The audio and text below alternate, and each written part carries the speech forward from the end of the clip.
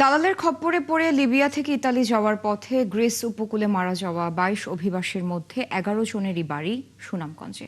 তাদের পরিবার বলছে ওই ২২ জনের সাগরের বিপজ্জনক পথে ইতালি রওনা হওয়ার তথ্য ছিল তাদের কাছে।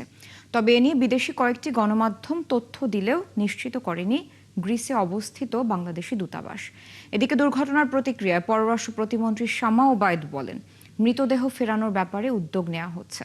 সহকর্মীদের তথ্য ছবিতে প্রতিবেদন। ভূমধ্য সাগরে মৃত্যু হওয়া নাইমের মা আঁখি বেগম সন্তানের জন্য আহাজারি করছেন। শেষবারের মতো দেখতে চান সন্তানকে।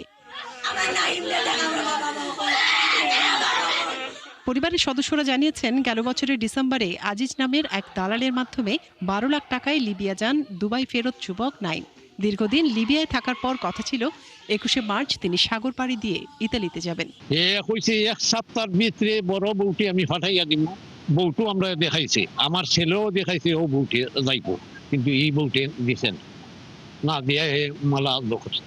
বিদেশি গণমাধ্যম এবং জীবিত ফিরে আসা একজনের তথ্য অনুযায়ী মৃত ১১ জনের মধ্যে ৪ জনই দিরাইয়ের, আর ৬ জন জগন্নাথপুর এবং একজন দোয়ারাবাজার উপজেলার বাসিন্দা। দ্রুত তাদের মৃতদেহ দেশে ফিরিয়ে আনার দাবি জানান স্বজনরা। নাইমটা তারা চিনে, যারা উঠছে উঠছে খুব নাইমের লোক খুব হাতি রয়েছে তারা, বা নাইমকে জগন্নাথপুর তারা চিনে। উদ্ধার হওয়া এক ব্যক্তি জানিয়েছেন, মানব পাচারকারীরা গ্রিসে নেয়ার জন্য তাদের কাছ থেকে মাথাপিছু ১২ লাখ টাকা করে নিয়েছিল। যদি আরো রাখি তাহলে আমরা সবাই মারা যাবো, তাই যারা ছিল আমরা জীবিত সবাই মিলে পালাই দিছি। আর সুদানে যে ড্রাইভার আমরা লাগাতারি করছে। বারবার একই রকম ঘটনার জন্য দালাল চক্রের বিচার চাইলেন এলাকার জনপ্রতিনিধিরা। আর দালালদের আইনের আওতায় আনার কথা জানান জেলা প্রশাসক। এই দালালদেরকে খুঁজে বের করে ওদেরকে আইনের আওতায় আনেন, ওদেরকে শাস্তি দেওয়ার ব্যবস্থা করেন। তাদের বাড়ি বাড়ি আমাদের উপজেলা নির্বাহী কর্মকর্তারা যাচ্ছেন।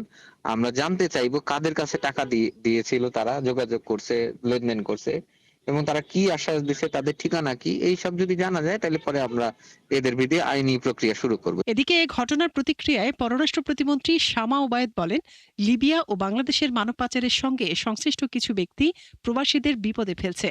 ঢাকায় কয়েকটি দেশের রাষ্ট্রদূতের সাথে বৈঠক শেষে সাংবাদিকদের কথা বলেন তিনি। তাদেরকে ফিরিয়ে আনার কি ব্যাপার, হসপিটালে যারা আছে তাদের কি ব্যাপার, সেটা একটু আমাদের সময় লাগবে, কাজটা চলছে। এটা অত্যন্ত দুর্ভাগ্যজনক। এই ঘটনা থেকে আমাদের প্রতীয়মান হয় যে আমরা কত ভালনারেবল অবস্থায় আছি, যে আমাদের এই যে স্মাগলাররা, তাদের একটা দৃষ্টান্তমূলক শাস্তি এখানে হওয়া উচিত।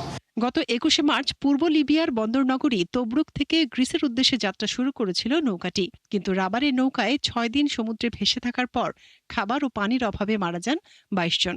এ ঘটনায় জীবিত উদ্ধার হন ২৬ জন। মনিরা কাজুরি, ৭১।